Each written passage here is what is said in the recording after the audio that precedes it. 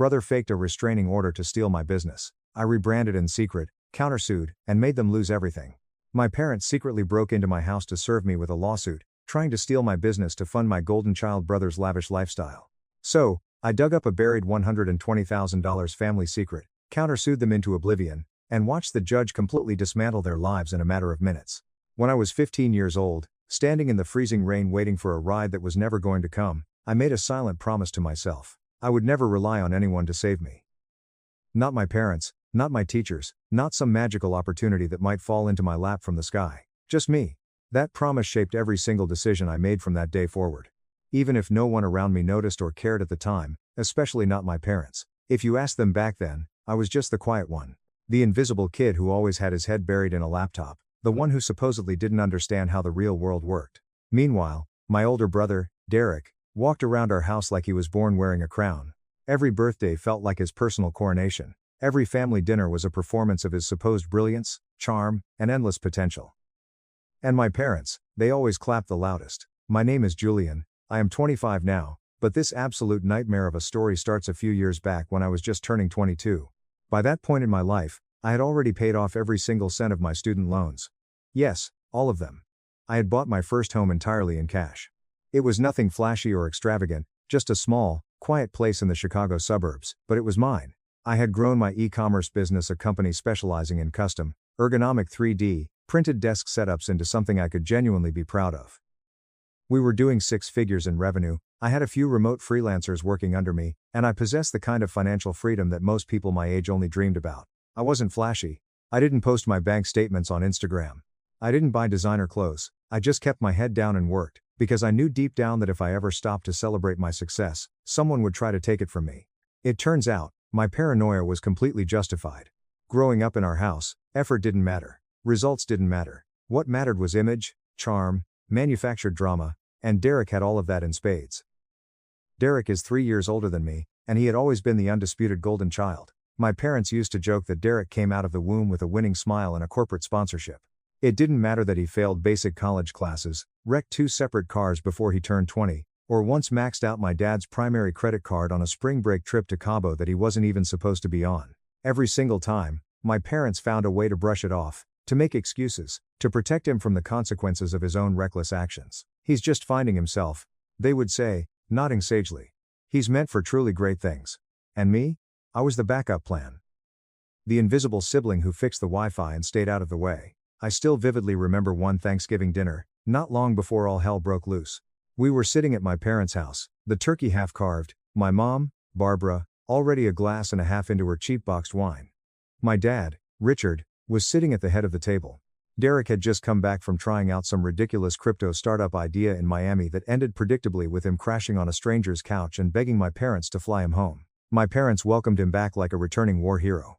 At dinner, my dad raised his glass, the crystal catching the dining room light. "To new beginnings," he said, looking directly into Derek's eyes with absolute adoration. "We know your next chapter is going to be a massive one." Derek smirked, leaning back in his chair, and clinked his glass against my dad's.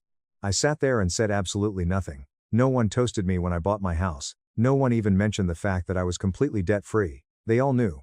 I had told them months earlier, sent them photos of the front porch, offered to host Thanksgiving myself. I never even got a text back. But Derek moves back into his childhood bedroom with 2 duffel bags and a trail of debt collectors on his tail, and suddenly he is the triumphant phoenix rising from the ashes. I tried not to let it get to me. I really, truly did. I had spent years building my business from the ground up. I learned SEO, product sourcing, 3D modeling, customer service, and supply chain logistics. Every late night, every missed college party, every little financial win, I quietly celebrated alone in my apartment. I thought maybe, just maybe, my tangible success would finally be enough to earn a tiny sliver of respect from the people who raised me. But I should have known better. A week after that Thanksgiving dinner, my mom called me.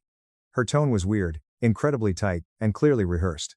She asked if I could come over to the house to talk. I naturally assumed it had something to do with Derek. Maybe they wanted me to help him format his resume, find a job, or pretend to be a professional reference. I was entirely used to being the quiet fixer, the ghost behind the curtain who cleaned up his messes. But the second I walked through the front door, I knew something was deeply off. My dad was sitting in his leather recliner, arms crossed over his chest, the television muted. Derek was sprawling on the couch wearing expensive sweatpants, looking incredibly smug, like he was in on some hilarious inside joke. My mom had that nervous, fluttering smile she always used when she was about to say something she knew was going to massively upset me. She gestured toward the kitchen table. "Why don't we sit down, Julian?" I remember how slowly I moved. How the air in the room felt heavy, like the atmospheric pressure was dropping right before a violent storm. I sat down. My mom took a deep, theatrical breath. Then she said it. "Julian, we were hoping you could help your brother with a little investment." That word hung in the air like a foul smell. Investment. Then. As if I was some naive angel investor they could charm into saving their perpetually sinking ship. I blinked, staring at her. "What kind of investment?" I asked slowly. Derek leaned forward, suddenly animated. "I've got this massive idea. It's a subscription box service, but specifically for high-end gaming accessories. You know, mystery boxes. We market it directly to college kids and streamers. Low overhead, insane margins. It's foolproof." I looked at him, then turned my gaze to my parents. "And you want me to fund this?" My dad cleared his throat, sitting up straighter. "Not fund exactly. Just help him get the initial capital started. You've had a really good run, Julian. You've done quite well for yourself with your little printing hobby. It is time to pay it forward to your family." Pay it forward. The audacity of that phrase echoed in my skull. Like I had been handed my business on a silver platter. Like my 3 a.m. customer support emails, my 14-hour workdays, my ramen-fueled grind through college meant absolutely nothing because I hadn't done it the right way. "I'm sorry," I said slowly, forcing my voice to remain calm and steady. "But I am not in a financial position to just throw money at a vague, untested idea with zero actual business plan." Derek rolled his eyes dramatically, throwing his hands up. "It's not vague. I've got contacts in Miami. I know people in the industry." I looked right at him. "You've been back here for exactly 2 weeks, living in the guest room because you couldn't pay rent." That was a mistake. I saw the way my mom's face instantly hardened, the way my dad leaned forward, his eyes narrowing into slits. My mom slammed her hand flat on the table. "Julian, we are simply asking you to help your brother. Family supports each other. That is how this works." I stood up, pushing my chair back. "I've supported myself since I was 18, I said, my voice rising just a fraction. "That's how I was taught, right? Because nobody was coming to save me." They didn't answer. They just glared. And I left. I thought that would be the end of it. I figured they would try to guilt trip me, maybe send a few passive-aggressive text messages about family loyalty, and then eventually move on to their next terrible scheme. That is how it had always gone in the past. But I severely underestimated how desperate things were about to get. I didn't know just how far my parents were willing to go to protect their precious golden boy. Because the next time I saw them, they were trying to completely destroy my life. Update 1. They didn't even knock. It was a freezing Wednesday night in December, and I remember that clearly because it was inventory night, the absolute least glamorous part of my business, but the most essential.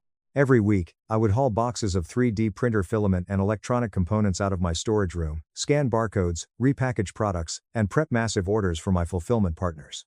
That night, I was ankle deep in shipping labels and bubble wrap when I heard the distinct sound of my front door unlocking. At first, I thought I was hallucinating from exhaustion. I lived alone. No one had a spare key. Then I heard the unmistakable click of the deadbolt sliding shut again and the low murmur of voices in my hallway. 3 people. And one of them was Derek. I came around the corner incredibly fast, my heart pounding against my ribs. What the hell? My parents were standing right in my entryway. Derek was lingering behind them, smirking like he owned the damn place. And my dad, Richard, he had a thick manila folder tucked under his arm, wearing that self-righteous, furious look he used to wear whenever he lectured me about my attitude as a teenager. My mom gave me a tight-lipped, entirely fake smile like this was just a casual family pop-in, not a literal break-in. "How did you get into my house?" I asked, completely stunned. "We used the key," my mom said smoothly, like it was absolutely nothing. Like the emergency spare key I had given them 3 years ago back when I still naively thought we had something resembling a normal family dynamic was an open invitation to waltz into my private sanctuary unannounced. I held out my hand, my fingers trembling with rage. "Give it back. Right now." She hesitated, looking to my dad for permission, then fished it out of her designer purse and dropped it into my palm like a child caught stealing candy. But it wasn't just the blatant disrespect, it was the look in her eyes. She wasn't embarrassed. She was disappointed. In me. "What are you doing here?" I asked, feeling more deeply exhausted than angry. Derek shrugged, stepping past me into my living room like he was touring a museum. "We tried being polite about this. You slammed the door in our faces last week. So now, we're handling things the proper way." I narrowed my eyes, staring at him. "The proper way?" My dad stepped forward, laid the thick manila folder aggressively on my kitchen island, and slid it across the marble top. It is time we had a very serious talk, Julian. About what you owe this family. I didn't open the folder. Not yet. I was too busy trying to figure out if I was trapped in a nightmare. You are in my house without my permission. You have exactly 5 seconds to explain why I shouldn't call the police and have you all trespassed. Oh, please. My mom scoffed, waving her hand like I was being overly dramatic. You're acting like a complete stranger. Stop this nonsense. I wonder why. I shot back, my voice dripping with venom. Just read the damn paperwork, my dad snapped, nodding sharply at the folder. I reached out and flipped it open. At first, the words didn't even register in my brain. Legal language, court names, absurd numbers. A civil claim filed in their names, against me, then the specific accusations hit me like a physical slap to the face. Fraudulent withholding of family assets, misappropriation of joint family investment funds, unjust enrichment at the expense of sibling. I stared at the crisp white page, my stomach dropping into my shoes. What the absolute hell is this? My voice cracked, sharp and loud in the stillness of my kitchen. Derek stepped up, crossing his arms over his chest, looking immensely satisfied. It's exactly what you get when you lie about where the startup money came from. I looked at him like he had lost his mind. I didn't lie about anything. I built this company from nothing. Oh? Come on. Derek laughed, a cruel, grating sound. We all know you didn't build this business from scratch. You used the money Grandpa left, didn't you? My jaw literally dropped. Are you serious right now? He grinned, like a cat who had just cornered a bleeding mouse. You think I didn't notice how you suddenly got real cozy with e-commerce the exact same year Grandpa died? That's when your little side hustle blew up, just admit it. I didn't get a single cent from Grandpa's estate, I said, utterly stunned by the delusion. He left everything to Grandma.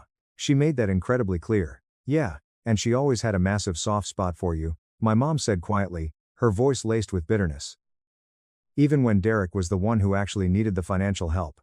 I stepped back, looking at the three of them, realizing the horrifying truth. So, let me get this straight, I said slowly, enunciating every word. You break into my private home, throw entirely false, fabricated accusations at me, and what? You want me to admit to stealing money I never even touched.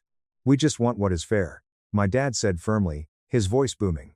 Derek has been struggling. You have clearly been profiting off family money. It is time to rebalance the scales. There it was. The mask was completely off. I had expected emotional manipulation, maybe some severe guilt trips, but this? A literal, formal lawsuit against their own son? Something deep inside my chest completely cracked. Years of being overlooked, talked down to, treated like an irrelevant background character in Derek's grand story. All of it boiled over at once. You want to rebalance the scales?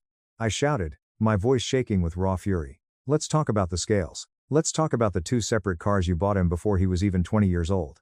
The way you co-signed his massive loans, paid off his credit cards, and let him move back in every single time he failed. You have given him absolutely everything. And me? I have never asked you for a single cent because you were always too proud of him to even look at me. My mom snapped back, her face red.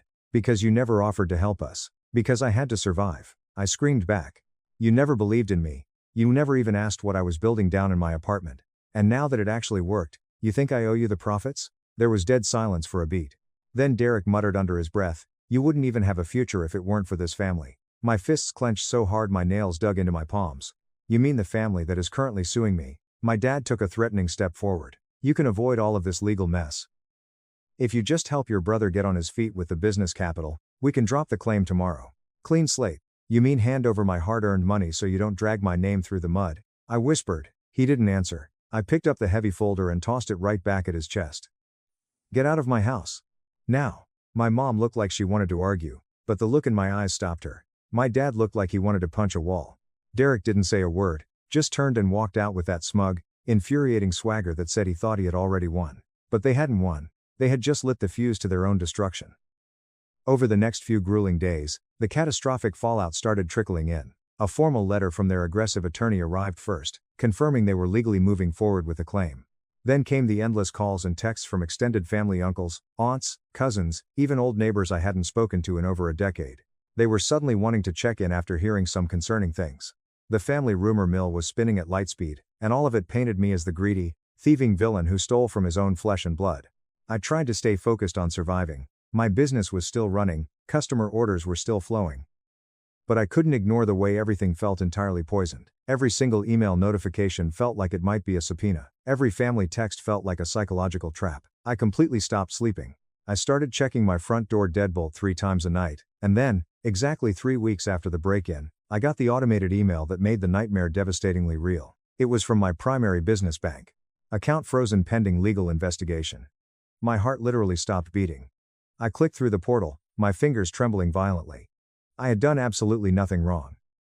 I paid all my taxes, kept meticulously clean accounting records, and ran a legitimate enterprise. But now, thanks to their baseless, malicious claims, I was being treated like a white-collar criminal. I called the bank in a panic. The representative was polite but incredibly firm. The freeze would stay in place until the civil dispute was legally resolved in court. Derek had said he would make things fair. Instead, he was dragging me into the mud, and my parents were eagerly handing him the rope to hang me with. I thought that financial freeze would be the worst of it. But then I found out something that made my blood run completely cold. Derek hadn't just filed a civil lawsuit for the money. He had filed a formal restraining order against me. He submitted an affidavit claiming I had physically threatened him, claimed I was deeply erratic, hostile, and a severe danger to his personal safety. I stared at the digital copy of the court filing in utter disbelief. The timing wasn't a coincidence. He was intentionally trying to portray me as violently unstable, so the civil court would immediately believe his victim narrative, not mine. It was calculated character assassination, plain and simple. A massive smear campaign built entirely on lies and funded by the exact same people who used to tuck me in at night. That was the breaking point. It wasn't about the frozen money anymore.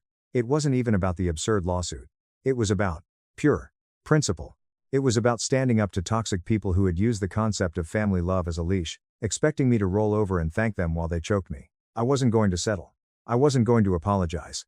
And I absolutely wasn't going to let them rewrite the entire story of my life. They wanted a brutal war? Fine. I would give them a war, and the very first shot would be fired directly at the one massive secret they thought I didn't know about. The financial skeleton buried deep in their closet. Update 2. The restraining order hearing was scheduled for a bleak Monday morning in early spring. The sun was technically out, but I barely noticed the weather. I hadn't slept a wink the night before. I was too wired, too incredibly angry, too focused on running every possible worst-case scenario on a continuous loop in my exhausted head. My lawyer, a sharp, no-nonsense guy named Harrison who I found through a trusted business contact, completely assured me the case was pathetically weak. "This isn't going anywhere, Julian," he had said, reviewing the flimsy affidavit. "Judges handle family drama every day. They can smell fabricated, retaliatory nonsense a mile away." Still, I was physically shaking when I walked through the heavy metal detectors of the courthouse. I wasn't terrified of losing the restraining order case. I was terrified of what it meant that my own brother was willing to go this far. That my parents were willing to sit in a courtroom and swear under penalty of perjury that I was violent, unstable, and a danger to society. I knew in my gut they were actively coaching him on exactly what to say. Their names weren't officially on the restraining order document, but their greasy fingerprints were all over the strategy. That morning, all three of them showed up. Derek walked into the courtroom wearing a cheap, wrinkled blazer that didn't fit his shoulders, acting like he was the traumatized victim of some mafia vendetta, keeping his head down and refusing to make eye contact. My parents sat directly behind him in the gallery, acting like his personal emotional support team. My mom, Barbara, was literally dabbing fake tears from her eyes with a tissue. My dad scowled at me from across the aisle like I had personally ruined the family legacy. When the judge, an older woman who looked incredibly tired of everyone's nonsense, threw out the entire case just 20 minutes in, citing a massive lack of sufficient evidence and a blaringly obvious motive of financial retaliation, they acted utterly shocked. Derek even tried to stand up and speak again after the gavel heavily dropped, like he honestly thought he could charm the judge into changing her legal ruling. But it was over. The restraining order was dismissed. However, walking out of that courtroom, I didn't feel relief. I felt entirely empty, because even though I had technically won the skirmish, I knew the war was far from over. The restraining order wasn't the real attack, it was just a psychological distraction. A character hit piece designed to soften me up, drain my legal funds, and exhaust me before the actual financial lawsuit began. And honestly, it worked.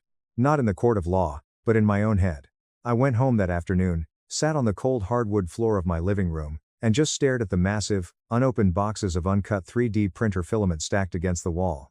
For the first time in years, I didn't want to work. I didn't want to fight. I just sat there in the deafening silence, feeling like I had permanently lost something I couldn't quite name.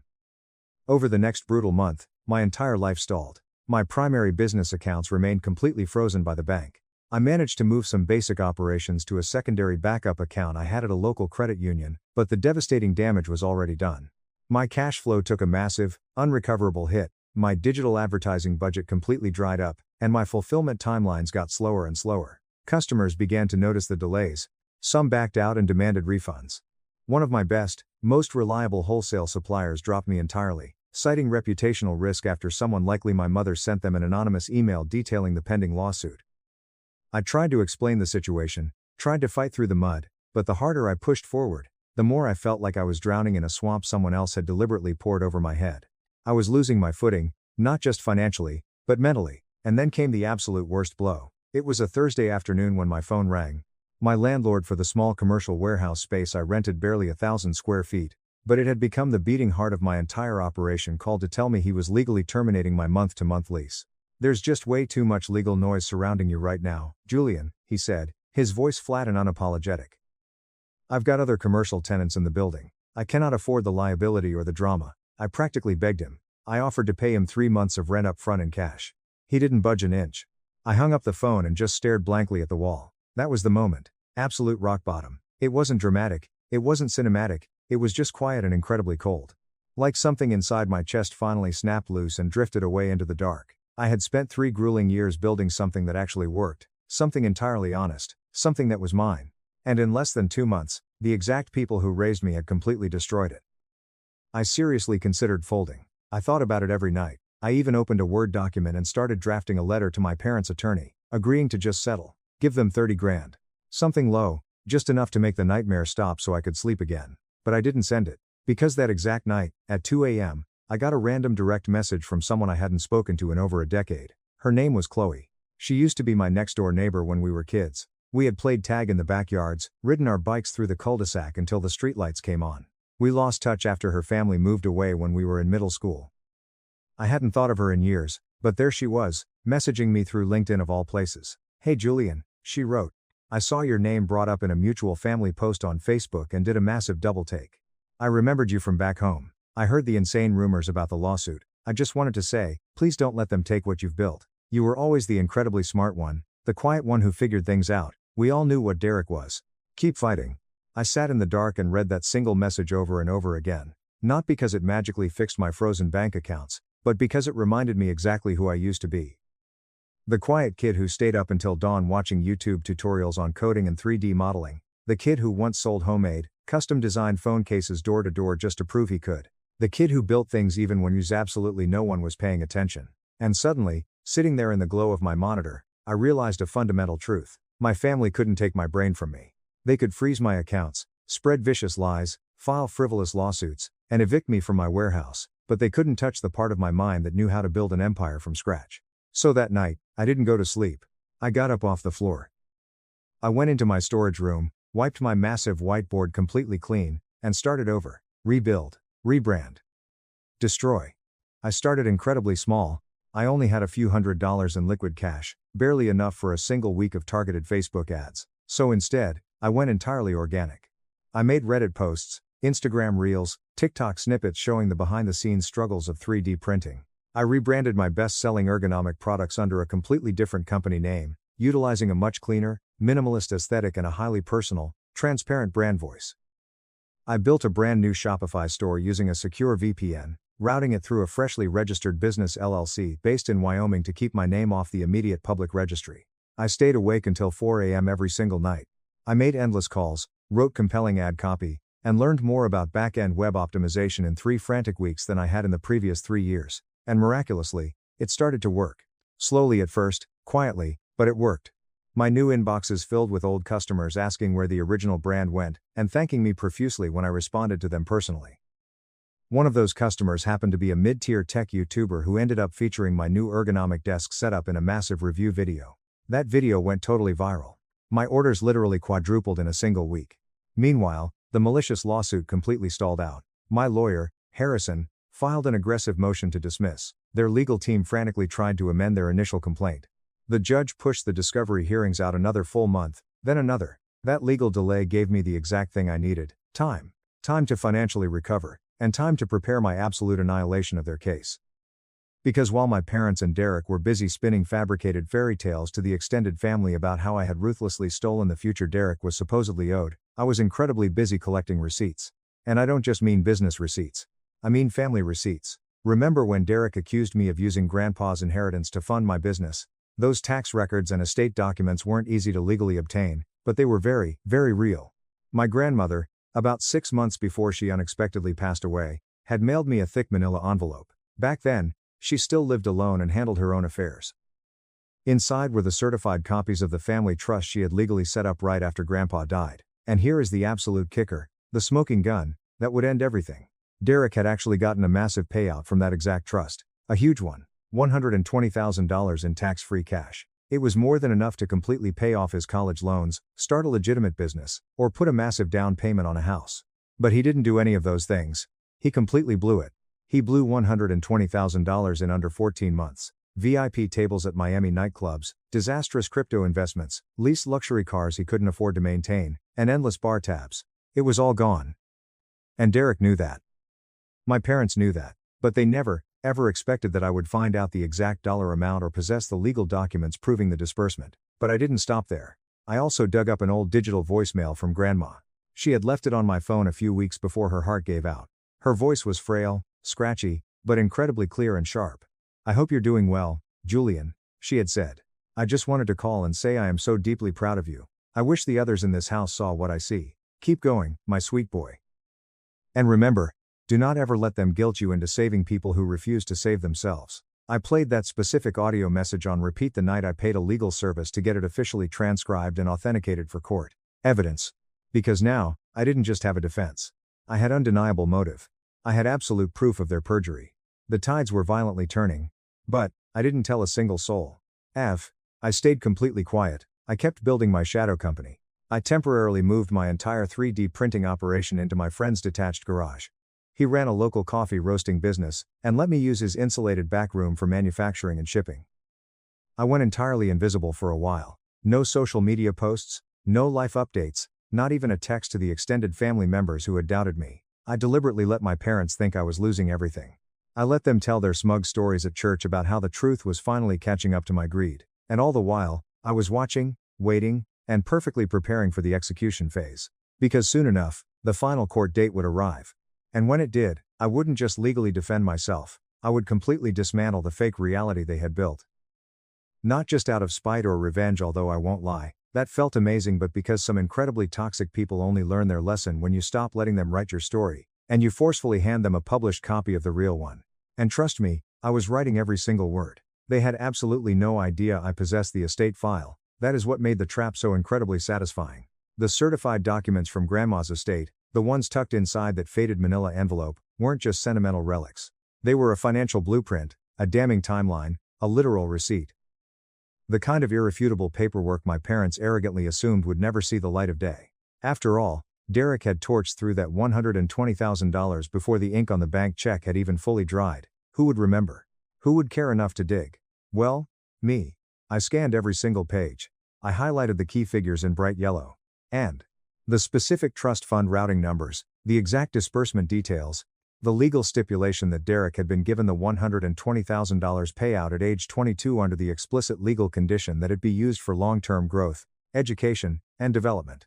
My name was nowhere on the document. I hadn't received a single penny from the estate. The absolute best part? Grandma had handwritten a tiny note on the back of the final signature page.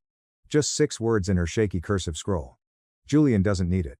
He builds." 6 words that completely destroyed the entire victim narrative my parents had constructed for the lawsuit. 6 words that turned Derek's pathetic sob story into what it actually was, a massive inheritance squandered, not stolen. A bright future he voluntarily set on fire. But I didn't go public with the evidence. Not yet. The civil lawsuit was still crawling forward. My parents' attorney kept filing frivolous motions to push the hearings back, trying to bleed my legal funds dry, which was entirely fine by me. Every single week that passed gave me more time to grow my new business stronger, and gave them more rope to legally hang themselves with. While they stalled in court, I started digging even deeper. Not just through legal records or bank statements, but through actual people. See, there is something incredibly interesting about small suburban towns. People love to talk. Especially when you are polite to them, and especially when you are the quiet kid they always felt sorry for. I reached out to an old neighbor, Mrs. Gable, who used to live directly across the street from us when we were growing up. She remembered absolutely everything. The exact day Derek got the massive bank check, the brand new leased Audi that magically appeared in our driveway a week later. The loud, obnoxious house parties, the screaming matches between Derek and my dad on the front lawn when the money inevitably ran out. He always wasted everything he touched. Mrs. Gable told me over a cup of tea in her living room. Your grandma? She wasn't blind, you know. She just didn't want to break your mother's heart. I didn't even have to ask her for a formal written statement. She actively offered to sign a sworn affidavit. Word got around town that I was asking questions. Soon, I had a massive digital file of direct messages, texts, and even saved photos from old high school acquaintances. Photos of Derek in Vegas, holding massive bottles of champagne. Derek on a rented yacht, tagged in an old college friend's Instagram post, wearing a Rolex and flipping off the camera. The digital timestamps on every single photo, all perfectly within the 12-month window after Grandma's trust was paid out. It painted a picture. A loud, obnoxious, completely undeniable picture of a guy who blew his fortune and was now trying to steal his brother's. But that wasn't even the deadliest angle I was working. I had one more massive card to play, one that required extreme finesse. The first person I called the next morning was Mr. Vance. He used to be our family's certified accountant back when my parents still filed their complicated taxes properly. I hadn't seen the man in almost 8 years, but he remembered me instantly. Julian, you were the quiet one, right? The polite kid who always fixed my office router. I need a massive favor, Mr. Vance, I said. I wasn't entirely sure he would agree to speak with me, but then I told him exactly what was happening. I told him about the civil lawsuit, the fabricated restraining order, the insane accusations of theft. The phone line went completely quiet. Real quiet. Your father told me you stole from the family, Mr. Vance said after a long, heavy beat. He said you were hiding something massive offshore, but honestly? I didn't buy a word of it. Why not? I asked, my heart pounding. Because I personally did their taxes the exact year they got that trust distribution from your grandmother. Your mother, Barbara, specifically told me that the $120,000 was going toward Derek's future. Seed money for a tech company, she claimed. I filed it under a specific gift transfer exception just like she legally asked me to. I gripped the phone tight. Mr. Vance, would you be willing to put that exact statement in writing, under oath? A long pause. I'll do you one better, Julian, he said, his voice hardening. Julian, I've still got the original digital files. I'll send them to your lawyer. He sent the encrypted files the very next morning. Now, I had absolute, irrefutable proof from 3 completely separate directions. Grandma's certified trust documents, eyewitness testimony from neighbors, and official IRS tax records showing Derek received massive funds they actively lied about and failed to disclose during the legal discovery phase. My lawyer, Harrison, nearly fell out of his leather office chair when I handed him the massive binder of evidence. Julian, they are absolutely cooked, Harrison said, frantically flipping through the highlighted pages, a massive grin spreading across his face. This isn't just a solid legal defense anymore. This is devastating counterclaim material. This is perjury, fraud, and malicious prosecution. I nodded slowly, staring out his office window. That's exactly the plan. But I didn't want to just win a quiet legal victory in a closed courtroom. I wanted to permanently change the narrative. So, I started laying out something else, something much more public.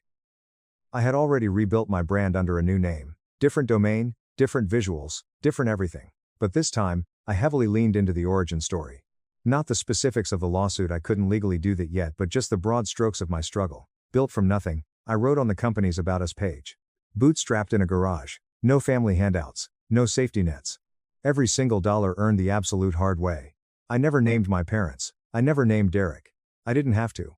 The internet is incredibly smart. People knew. This. Old customers returned in droves. New ones aggressively followed. Word spread rapidly.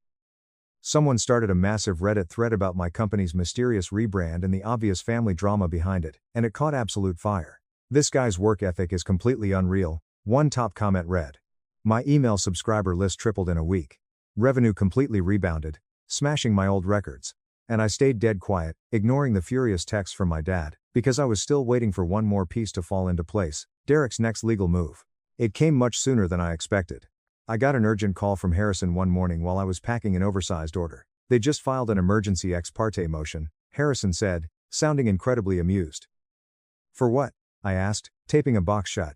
To immediately freeze all of your personal assets. They are officially claiming to the judge that you are maliciously hiding the stolen family money in offshore accounts. I should have been furious. I should have been panicking, sweating, screaming. Instead, I just smiled. Let them try. See, while my parents and Derek had been playing checkers, completely drunk on their own rage, entitlement, and delusions, I had been meticulously setting up a grandmaster chessboard. Every single thing I owned was now legally protected under my new Wyoming LLC structure. The house had been legally transferred to a blind trust. My car was leased under the corporate business name. Even my personal liquid savings were split between two separate accounts, both heavily shielded under holding companies. Harrison actually laughed out loud when he reviewed the labyrinth of paperwork. "You have been incredibly busy, Julian. They taught me a very valuable lesson," I replied coldly. "Never trust anyone. Not even your own blood." We immediately countered their aggressive emergency motion with absolutely everything we had. The IRS tax records from Mr. Vance, the certified trust documents, the exhaustive financial timeline, Mrs. Gable's sworn affidavit, and a full, undeniable audit trail of my business's organic growth from the literal day I started selling 3D printed phone accessories out of my college dorm room to the exact day I bought my house in cash. It was a surgical, devastating legal strike. But still, I wasn't entirely done, because here is the absolute truth about toxic people like Derek and my parents. They don't just want your money, they want total control. The power to shape the narrative. The ability to point their fingers and say, "You owe us your life," and have everyone around them believe it. So, I planned one final, devastating move. Something incredibly public, something permanent. I scheduled a long-form podcast interview.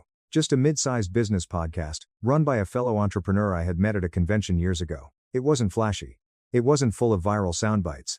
But it was raw, and it was honest. For an entire hour, I told my actual story, not the gritty details of the lawsuit, not a revenge fantasy, just the reality of my life. I talked openly about the psychological toll of growing up in the massive shadow of a golden child who could do absolutely no wrong.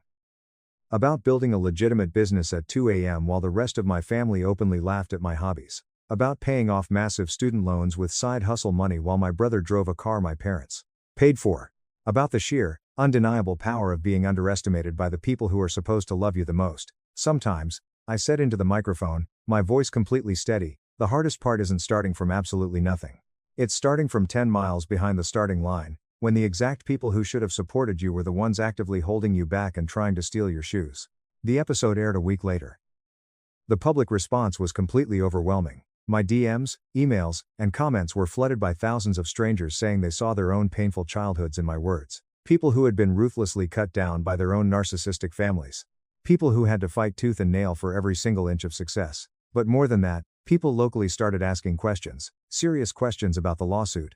Questions my parents were completely unequipped and terrified to answer.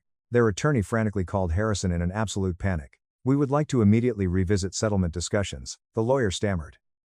"We're absolutely not interested in settling," Harrison replied smoothly, and hung up the phone, because now, it was way too late. I wasn't playing defense anymore. I was setting the absolute terms of their surrender. The final court hearing was coming fast. And I was completely ready. Not just with a mountain of evidence, not just with powerful allies, but with the unshakable, terrifying truth that no matter how many times they tried to forcibly rewrite my story, I still held the pen. And I was about to use it to legally end theirs. The courtroom was significantly colder than I remembered. Not physically, no, it was that sterile, incredibly stiff kind of cold. The one you feel deep in your spine when you know something completely irreversible is about to happen in the next 10 minutes. The walls were dull beige, the lighting harsh and fluorescent. There was no dramatic movie music, no shouting, just the low, anxious hum of tension as everyone took their assigned places. It had been exactly 9 brutal months since they first filed the frivolous lawsuit against me. 9 months since my parents and my golden child brother Derek decided I owed them the life he had so carelessly squandered. 9 months of venomous text messages, weaponized family gossip, and pathetic, relentless attempts to destroy everything I had built with my own 2 hands since I was a teenager. And now, the absolute reckoning had arrived. Their side of the aisle looked visibly rattled. Derek sat next to their increasingly nervous attorney in a wrinkled suit he clearly didn't know how to wear, aggressively chewing the inside of his cheek like he was trying to shrink and disappear into the wooden chair. My parents were sitting directly behind him, both dressed like they were attending a wealthy church fundraiser. My mom, Barbara, in fake pearls and a pastel cardigan. My dad, Richard, stiff in a navy blazer that didn't quite fit around his stomach anymore. They absolutely refused to look in my direction. I sat perfectly still. I was calm. Not because I wasn't nervous, my heart was beating out of my chest, but it was a strange, focused quiet. The kind of calm you only achieve when you have spent months meticulously preparing for a single moment with surgical precision. There was literally nothing left to panic about. The trap was sprung. Harrison shuffled his thick stack of papers beside me, leaned over, and whispered, "Julian, this is going to be incredibly fun." The judge, a stern, no-nonsense woman in her early 60s who looked like she tolerated zero foolishness, called the court to order. The hearing began with my parents' lawyer standing up and laying out the exact same tired, baseless argument, that I had unfairly benefited from hidden family resources, that I had maliciously misled my parents into believing I was self-made, and that Derek's entire life had been tragically derailed because I aggressively hoarded financial assets that rightfully belonged to the entire family. The words sounded so incredibly desperate, so hollow in the quiet room. And then, it was our turn. Harrison stood up, buttoning his jacket.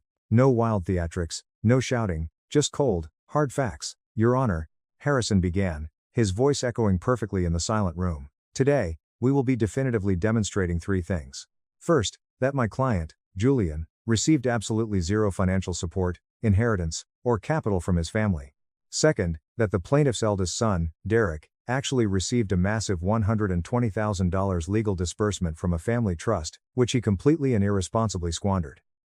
And third, that this entire lawsuit is a malicious, fraudulent attempt to illegally extract funds from my client under false pretenses, simply because the plaintiffs failed to control their own finances or their son's reckless spending. Harrison then dropped the massive evidence folder hard onto his desk. The loud smack times made my dad physically flinch. Exhibit A, Harrison continued smoothly. The certified trust documents from the grandmother's estate, clearly stating that the $120,000 was solely for Derek. My client's name is entirely absent from the document. Exhibit B, the notarized, sworn affidavit and official IRS tax records from Mr. Vance, their former accountant, confirming he legally filed that exact gift as a trust distribution with explicit, written instructions from the mother, Barbara. Exhibit C, a comprehensive timeline of Derek's social media posts, travel logs, and online purchases. Everything from designer watches to VIP bottle service in Miami, lining up absolutely perfectly with the 12 months following his massive trust payout. And finally, Exhibit D, a legally authenticated, recorded voicemail from the grandmother herself, in which she explicitly states, and I quote, "Julian doesn't need the money. He builds." The courtroom went dead, terrifyingly still. You could have heard a pin drop. My parents' lawyer frantically tried to object, stammering about relevance and hearsay. The judge instantly overruled him, her eyes narrowing into dangerous slits. The facts stood exactly as presented. Then came the absolute final blow. Harrison pulled out a massive, bound spreadsheet. Your Honor, we have also prepared a complete, forensic breakdown of my client's business growth over the past 5 years. All of it is entirely verifiable by the IRS. From his dorm room operation to the first massive product launch, every single dollar, every invoice, every tax return, there is absolutely no missing money. There are no hidden family assets. Just a young man who worked incredibly hard and succeeded entirely without their help. Harrison paused, letting the silence suffocate the other side of the room. Meanwhile, we have concrete evidence that the plaintiffs and their son have consistently and deliberately misrepresented their financial situation to multiple parties, including their mortgage lender in this very court. Which is exactly why we are officially filing a massive counterclaim for defamation, tortious interference with business contracts, malicious prosecution, and severe emotional distress. I will absolutely never forget what happened next. The judge leaned back slowly in her large leather chair, took off her reading glasses, and looked directly down at my parents. I have presided over a lot of bitter family disputes in my career, she said, her voice terrifyingly calm but dripping with absolute ice. But this is, without a doubt, one of the most cynical, repulsive attempts I have ever seen to weaponize the legal system against a relative for sheer personal gain.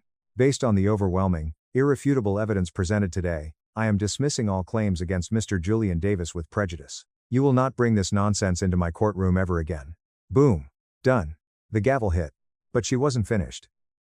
As for the aggressive counterclaim, she continued, staring directly at Derek, who looked like he was going to vomit. Mr. Davis is entirely within his legal rights to heavily pursue financial damages. And frankly, considering the blatant perjury and fraud attempted here today, I strongly believe he has a very lucrative case.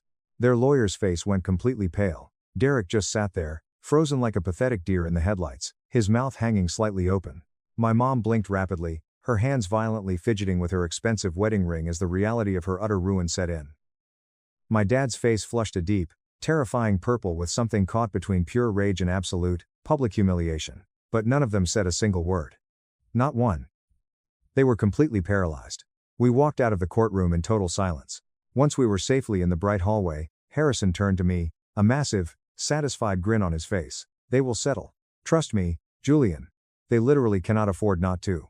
If we take this to a jury trial for defamation, we will bankrupt them entirely. And he was absolutely right. Exactly 2 weeks later, their deeply humbled lawyer reached out with a desperate offer. They would completely cover all of my massive legal fees, issue a formal written apology drafted entirely by us, and legally sign away any rights to future legal action or contact, if I simply dropped the financial counterclaim that would ruin them. I didn't agree. Not right away, because there was one more crucial thing I needed from them: absolute, undeniable truth. I had the legally binding apology officially published. Not buried in some private, sealed letter, or hidden behind dense legal jargon in a court file. I made absolutely sure it went completely public. I posted it as a formal statement on my business's main website, shared it as an open letter on my professional LinkedIn page, and even had it featured as a follow-up on the exact same podcast that had sparked the massive wave of public support. The truth had to be entirely visible, not just for my own revenge, but for the permanent record. I honestly didn't even want their money. I just wanted inescapable accountability. The exact day the statement went live on the internet, I received over 400 emails.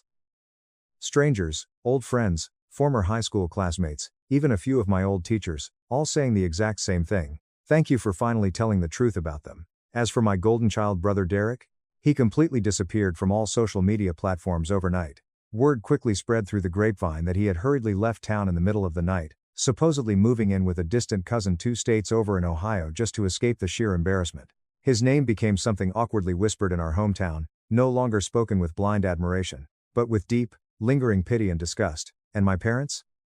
They lost absolutely everything that mattered to them. They lost their precious social standing. They lost most of their inner circle of friends. People they used to arrogantly gossip with now actively crossed the street just to avoid making eye contact with them. Mrs. Gable happily reported that they stopped showing up to Sunday church altogether. There were no more neighborhood barbecues, no more pretending they were the perfect, wealthy, successful family. They didn't just lose the massive lawsuit.